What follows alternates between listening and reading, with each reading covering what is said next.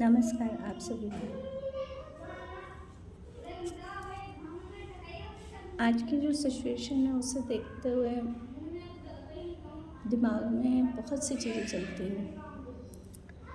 कभी कभी लगता है कि या तो बहुत तेज़ होते हैं और या बिल्कुल कधे होते हैं। ये जो बीच वाली स्थिति होती है ना, वो बहुत बुरी होती है, जहाँ आप अपने को साबित करने के लिए उम्र के एक दौर को इस तरह रगड़ देते हो कि कोई उंगली ना उठा पाए, कोई उंगली ना उठा पाए। और जब आराम करने का टाइम आता है तो सामने से सुनने को क्यों मिलता है, किया ही क्यों, किसने कहा था। चीज़ें बहुत गलत हो रही हैं, सही नहीं है। दिक्कत तब होती है जब सामने वाला लड़ ले, झगड़ ले।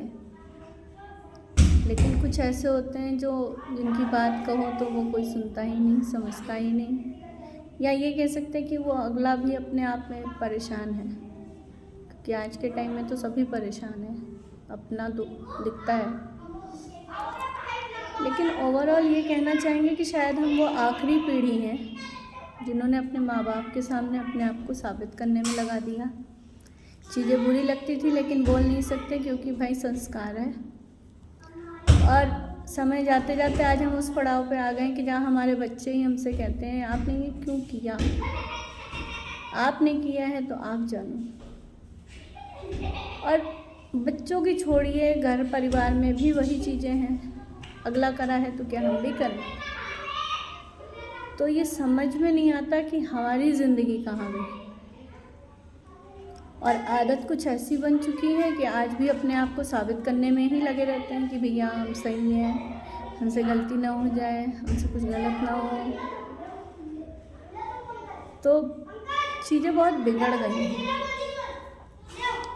बस यही है कि चूँकि वो चीज़ अंदर है, भरी हुई है, वही आदत बन गई है, तो उससे अलग नहीं निकल सकते। लेकिन समाज को देखते हुए जो यहाँ पे आजकल के परिवार हैं, बच्चे हैं, जो भी हैं, कोई भी स्कूल है, कलीग्स हैं, उन सबको देखते हुए यही लगता है कि शायद अपनी ज़िंदगी में बहुत बड़ी बेवकूफ़ी कर दी, जो इस तरह से अपने अंदर गुणों को रखा।